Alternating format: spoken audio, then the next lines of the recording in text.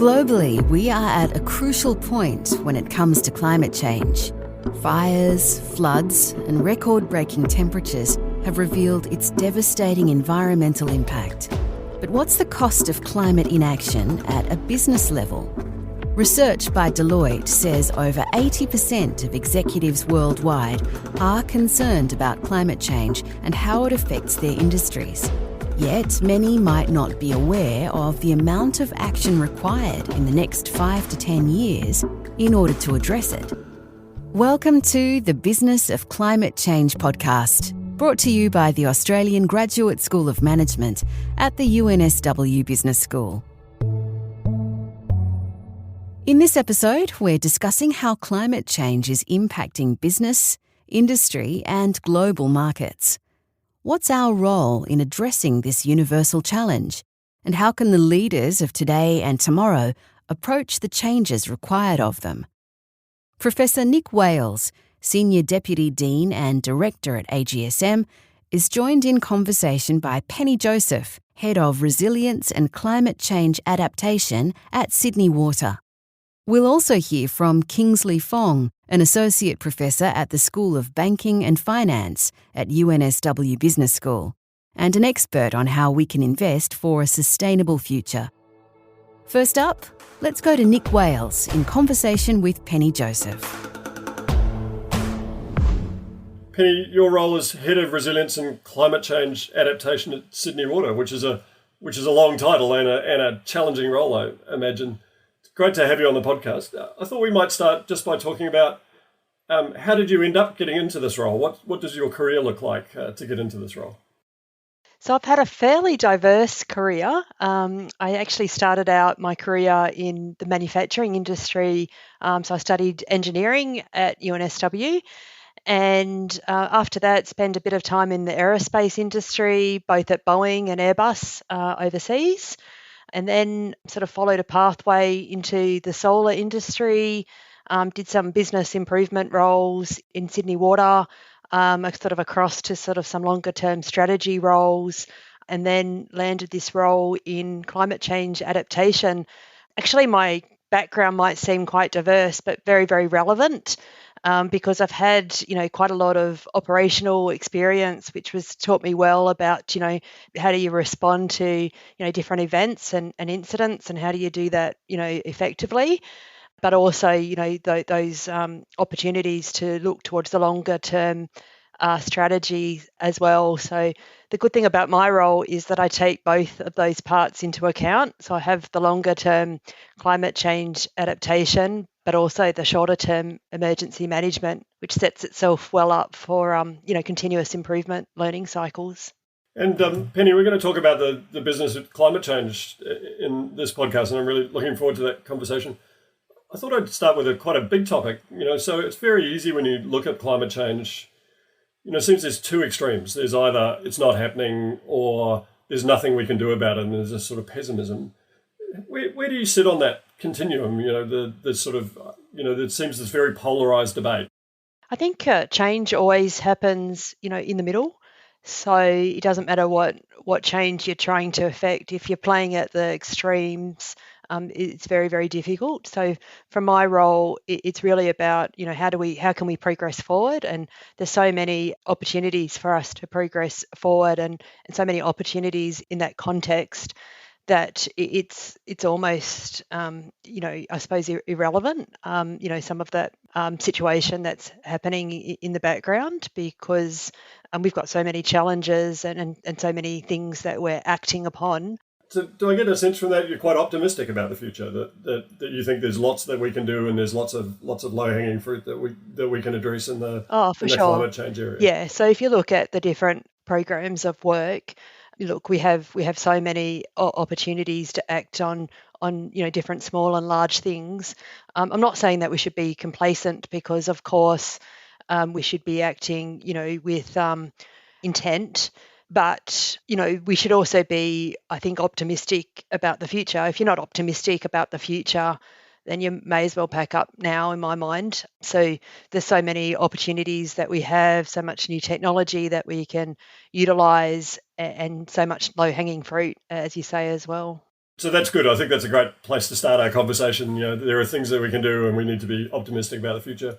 But it is a big challenge, right? And I want to talk a bit later about how your role's structured and how that allows you to do things within Sydney Water. But one of your key responsibilities is resilient water supply. I wonder if you could just talk us through how the climate change is affecting the resilient water supply and what are some of the issues that we have to deal with in that. Yeah, sure. So if we look at the last drought, which occurred between mid 2017 and ended in February 2020, it was really one of the worst droughts on history. If we look at why that is, it's not because the Warragamba Dam ended up, at a lower point than it had in previous droughts, but more because of the speed that happened. So we really literally lost 50% of the water supply of the dam capacity, in about 2.5 years. And why that's important is it gives you less time to react or to build infrastructure. But if you take a look at also the events since then, so we had bushfires, and then we had a flood. So you had the bushfires in the water catchment, and you have a flood that moves the ash, into the catchment. And then you have different events that impact the quality of the water as well. So it's everything from water conservation to how we can use water more effectively. How do we change customers' habits? We know that people in Sydney, for example, use a lot more water than people in Melbourne. But also thinking about drought planning, drought response, putting more climate independent sources of water into the mix, diversifying our sources of water so that if some event happens, it doesn't take out the whole water supply. So it's really it's a really holistic way of thinking about a challenge, and because of that, it really does require a lot of people through the organisation who contribute their particular skill sets. It's certainly not just one team or one small person that is looking into those issues.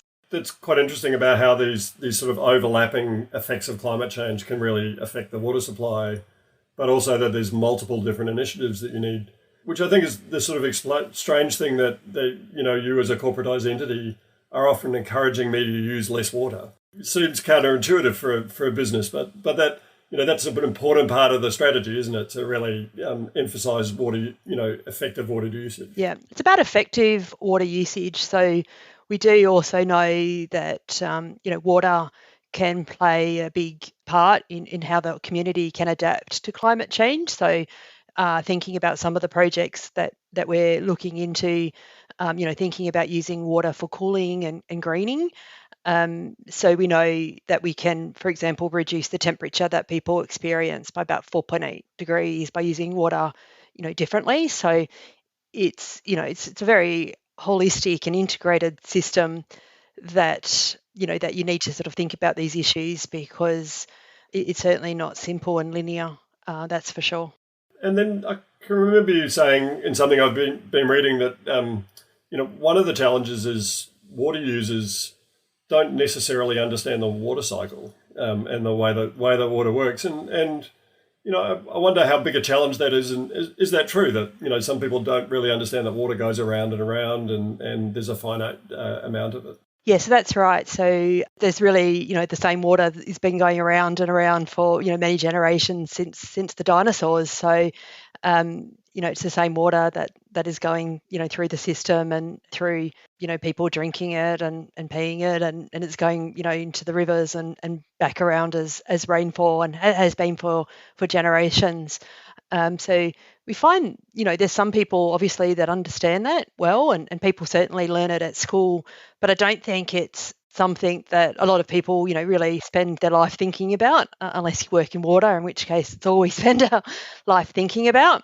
But what we do know is that people who understand that cycle are very open to, new ways of using water. So thinking about using recycled water for drinking supplies, and there's about 35 cities that are doing that. And then you can think beyond that as well, to ultra pure water, so water that's so purified that it becomes no longer, it's been so cleaned that it's almost too clean for drinking, and is good for other uses like medical uses.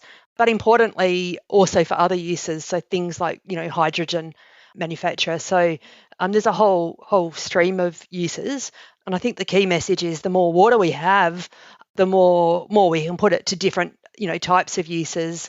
And it's really about thinking about what are the types of uses that you need, and then what's the best supply to meet those particular needs.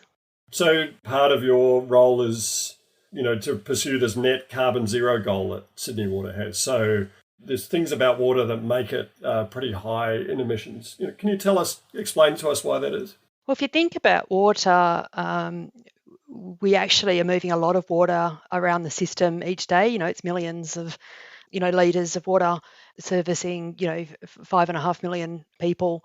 So if you think about each litre of water weighs a kilogram, it's actually very heavy.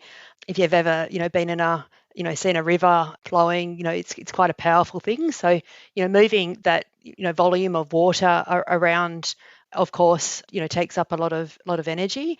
And then there's the treatment of the water as well. So aspects like desalination and other forms of treatment, which also, I suppose, consume energy, and a lot of that is offset, but the processes themselves consume energy.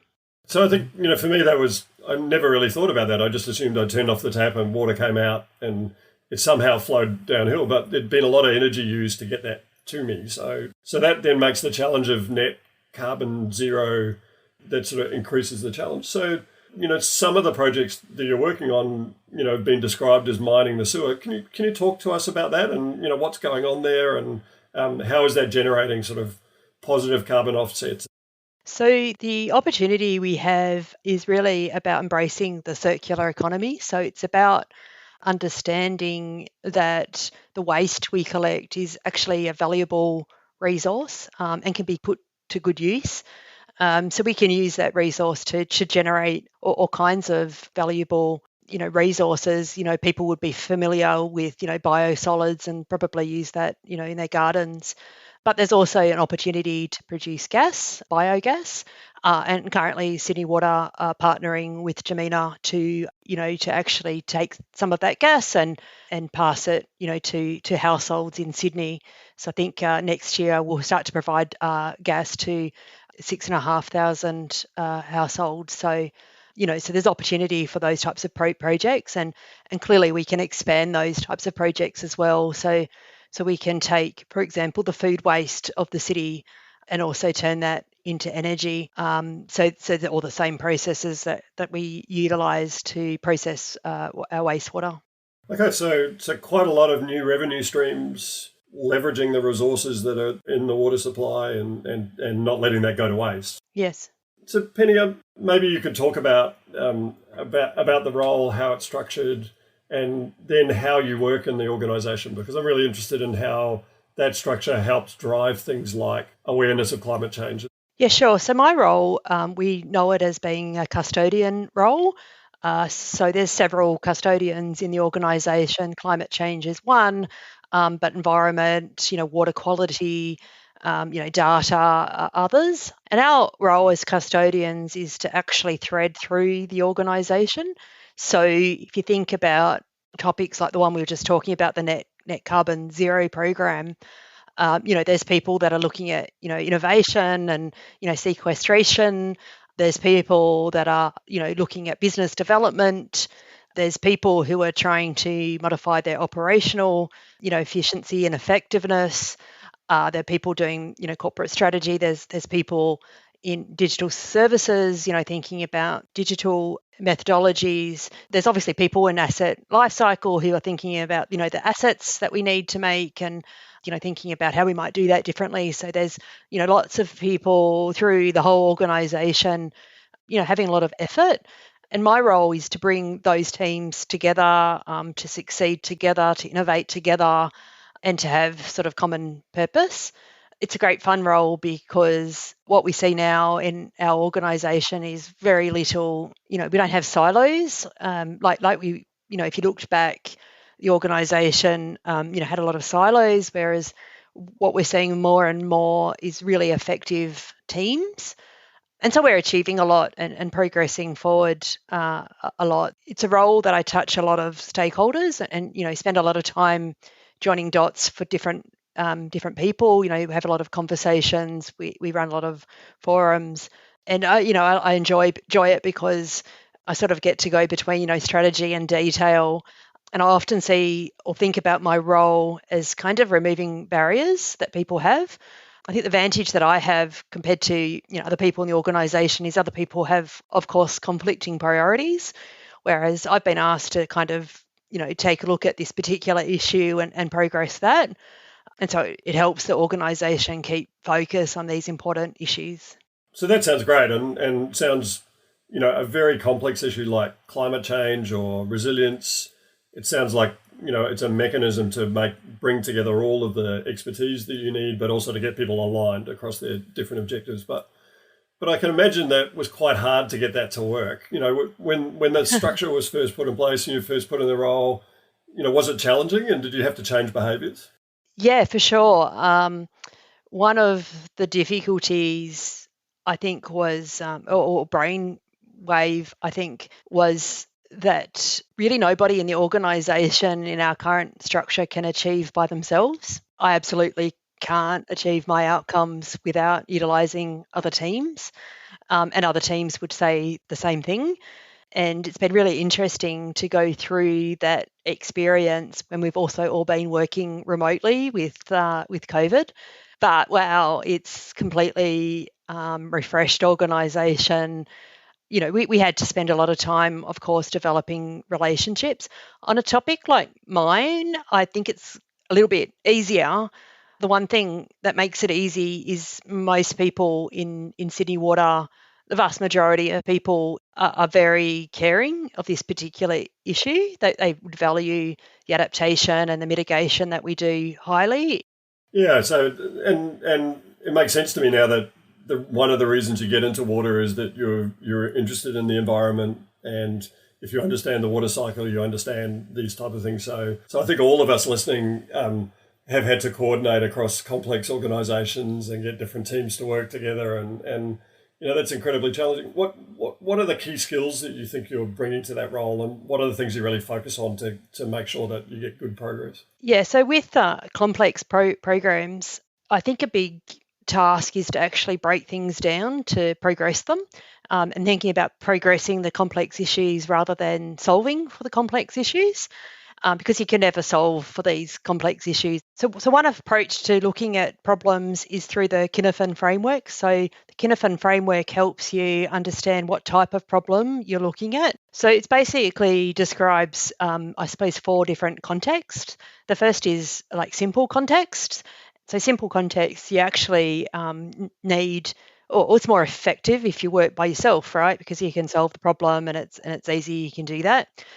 Then you have technical context. So technical contexts are things that they might be difficult and they might have a lot of sort of parts to the problem, but you can actually solve them. So maybe something like a complex or a complicated computer system would be an example of that. Then you talk about complex. So complex problems, like wicked problems, there's lots of moving parts. There's more things than you can actually solve for. You'll be working with a lot of unknowns, so unknown technologies, difficult political environments. You'll be thinking about having complexity in your stakeholders. You'll be having, unknowns that you don't know that you don't know. So you've got all of this changing, circumstances. People often misunderstand the problem is another part of what defines complexity. And then finally, you're talking about chaotic problems. So chaotic problems are much more like an emergency management situation, which I also deal with. And in an emergency management situation, then you are, you're often just trying to bring some kind of structure back to a problem and you need to do it very quickly. So that kind of very direct, very, very specific, almost ordering leadership, works really well in that context because it restores structure to a situation. But in the complex problems, you're really trying to draw on, different skill sets and bring them together, and that's how you can progress the problem.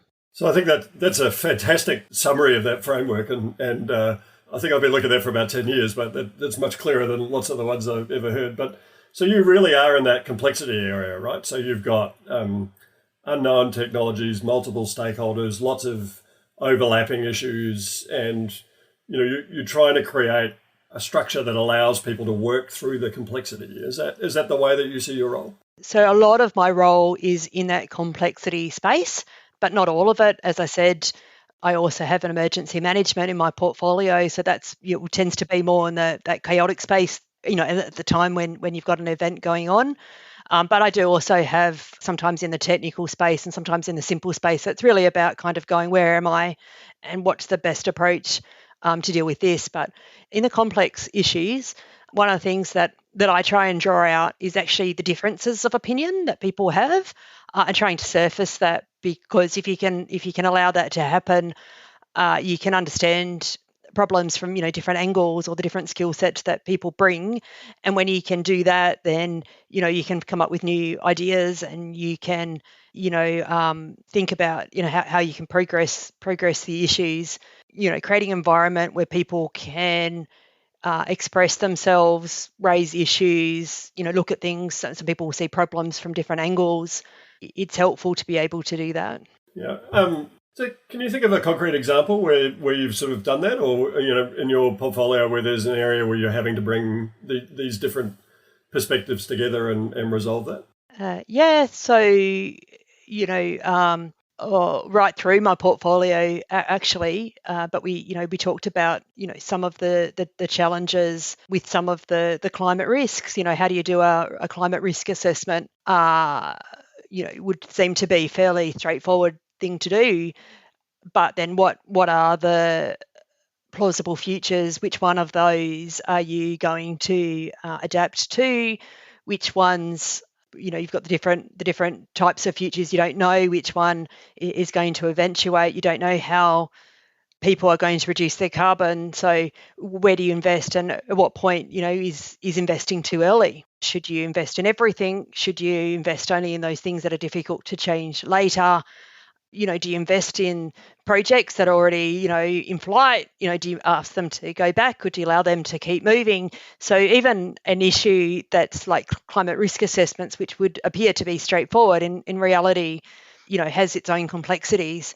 Now, when you sort of bring the teams together and understand, what they're trying to do, what the different drivers are, you can achieve really pragmatic, ways to do that. And some of the thinking, is, we know that there's going to be a certain amount of change, and so we should build that into our designs at decision points.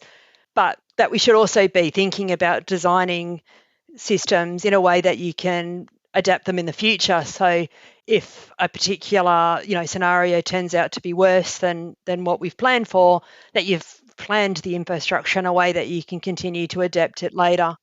So that makes sense to me. So because I'm thinking some of the assets that you're building, so when you're building new infrastructure, they're potentially 100-year life. Is that right? Yeah, for sure.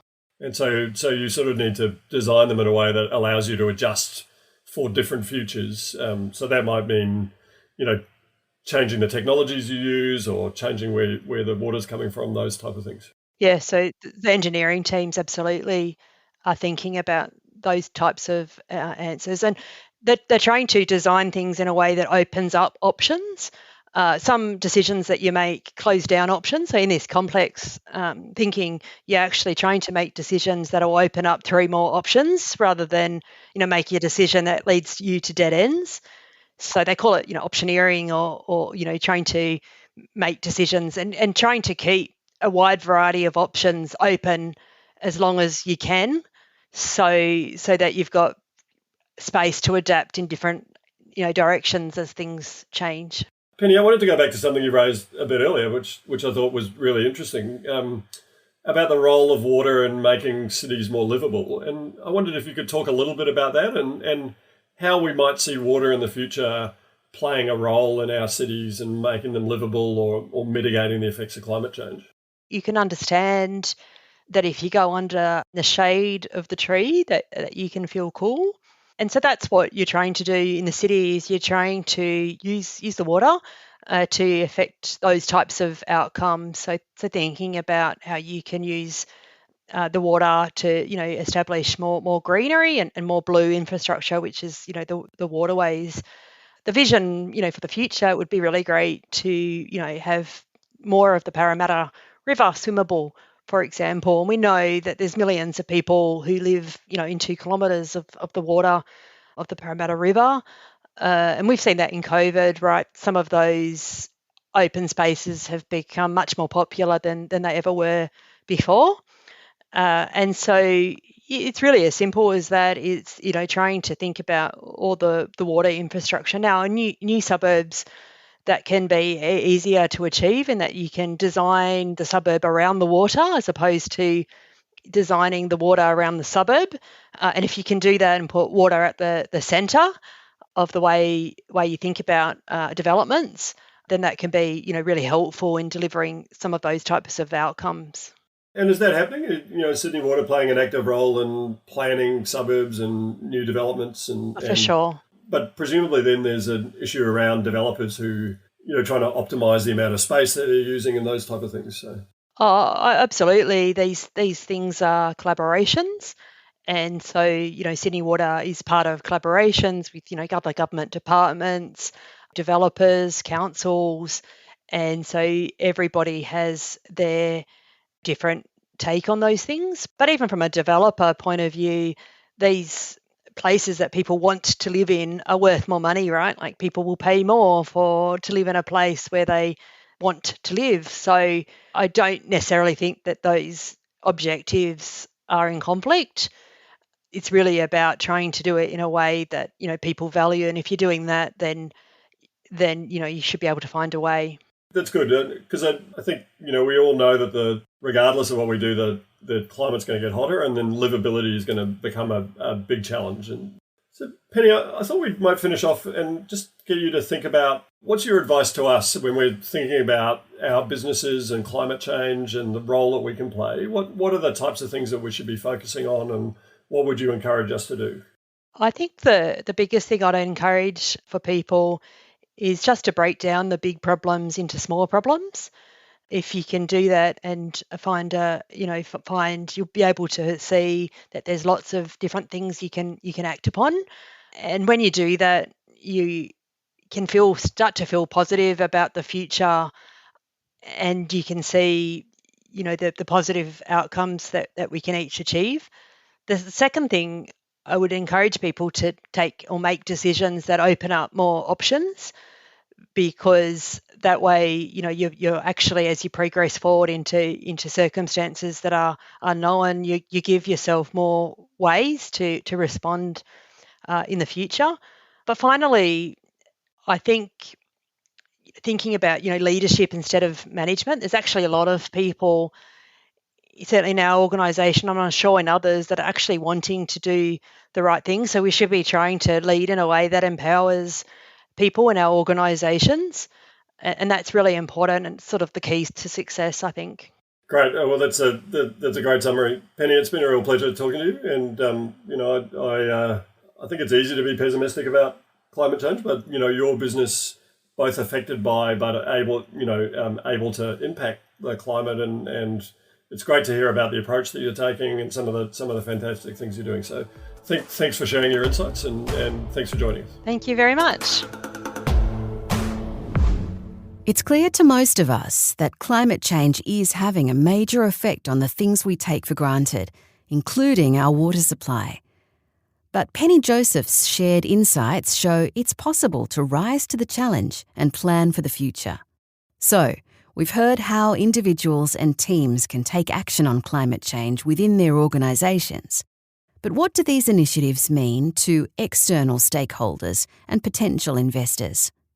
Associate Professor Kingsley Fong says there are major benefits that come from a strong commitment to sustainability within organisations. As well as being good for the planet, there comes opportunities to attract sustainable investment. Let's go to Associate Professor Fong to find out more. My name is Kingsley Fong. I'm an associate professor at the School of Banking and Finance, UNSW Business School. The COVID Actually, it has been a test for sustainable investment, and the market has spoken. Billions and billions of dollars continue to flow into sustainable investment vehicles, showing that investor has to resolve to continue the agenda. They see it as important. It's very important to act now because we are basically at the thresholds of some of the environmental and social boundaries of the current global socio-economic systems. We have exponential growth in populations and resource consumptions, which is not sustainable in the long run. So you will hear about the term ESG, stand for environmental, social, and governance, used interchangeably with the term sustainable investments in the media. But strictly speaking, sustainable investment belongs to a broader class of investment approach that's called responsible investment, which include all strategies and practices that incorporate environmental, social, and governance factors into investment decision-making and active ownership.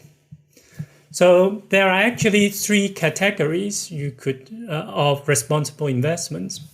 There are the basic ones called ESG integration. That's to make sure that analysts and investors use environmental and social and governance informations and issues to value financial risk and opportunities. So that should really be practiced by most, if not all, investors. So that's called ESG integrations. And there is an ethical element to it, which is called screening. That's the second type of responsible investment. Screening could be based on your ethical orientations and values. That's the oldest types of sustainable investments, value-based, has been practiced for hundreds of years.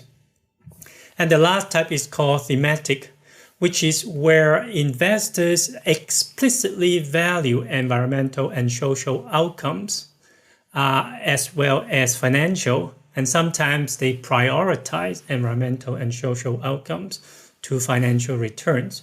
So there are these three broad categories or three levels that you could practice sustainable or responsible investment. So now we know a little more about how sustainable and responsible investing works. How can we start to integrate these considerations throughout our organisations? We asked the Associate Professor about some long, medium and short-term strategies for companies wanting to attract sustainable investment. Here's what he had to say. So I say the first thing is to get educated about what responsible investors are looking for. Because there are the criteria under environmental, social, and governance are probably new to a lot of large and small companies, employees or directors. So it's getting into the specifics is important.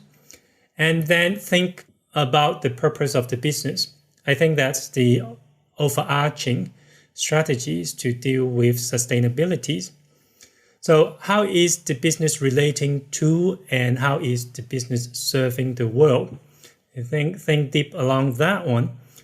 Because there are a lot of resources and inputs and outputs that are not exactly priced.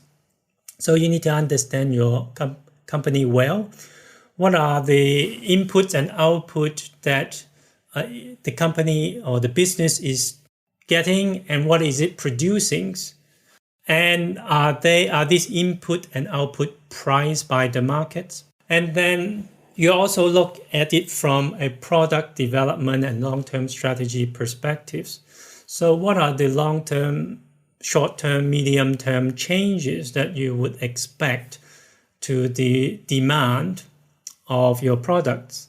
And how you might want to change, for example, your supply chain so you can have products that are more marketable and more sellable in a environment towards higher expectations on company sustainability. And once you have nailed down the purpose of the business and a way to see the future in terms of the products that the company could offer, then you can have the mission statements and the product agendas to recruit talents that would support the missions, right? And that you're more likely to have more conscientious staff, and you can attract them. They're not just worried about the financial payoff. They want to buy into the journeys to create values and for a better world. Okay, and for large company, again, at the board levels, are the boards having the right skills and compositions to deal with issues in the climate change, most importantly, and then other social issues. Like there are, for example, recently legislation on modern slavery. These are non-trivial things to deal with. How is the board's composition and the skill sets are able to deal with that? And again, education probably will be necessary on these things. And are there credible incentives in the remunerations system that would indicate the company is taking these things seriously? So again, that's a message and also a mechanisms to deliver performance.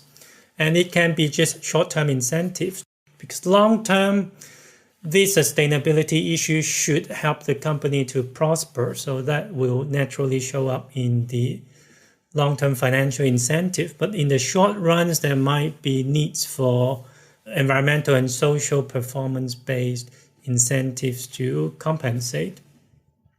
So these are many ways that both large and small companies could use to adapt or take advantage of the risk and opportunities that sustainable investments bring.